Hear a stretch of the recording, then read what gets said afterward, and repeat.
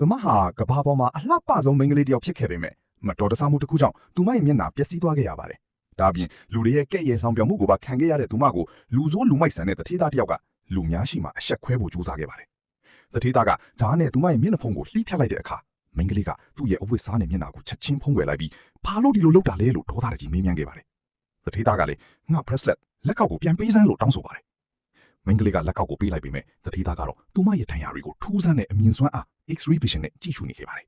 ။တထေးသားကသူ့ရဲ့မာနနဲ့ငါကိစ္စတွေဝင်မပါနဲ့လို့ပြောလိုက်ချိန်မှာပဲမိန်းကလေးရဲ့ချစ်သူမင်္ဂလာဦးမောင်ကတထေးသားကိုဒေါသတကြီးနဲ့ဖမ်းချုပ်ပြီးဝေးဝေးကိုပြစ်ပေါက်လိုက်ပါတယ်။ဒီမြင်ကွင်းကိုကြည့်နေတဲ့လူအုပ်စုကတော့တထေးသားနောက်ကွယ်မှာရှိတဲ့ကြီးမားတဲ့အာဏာကိုမတိကြပဲချစ်သူကိုအယူလို့ဝိုင်းပြောကြပါတယ်။မိန်းကလေးကဒီကိစ္စကြောင့်သူတို့ရဲ့ဆက်ဆံရေးကိုအဆုံးသတ်လိုက်ဖို့စဉ်းစားခဲ့ပေမဲ့ချစ်သူဖြစ်သူကတော့ငြင်းဆန်ခဲ့ပါတယ်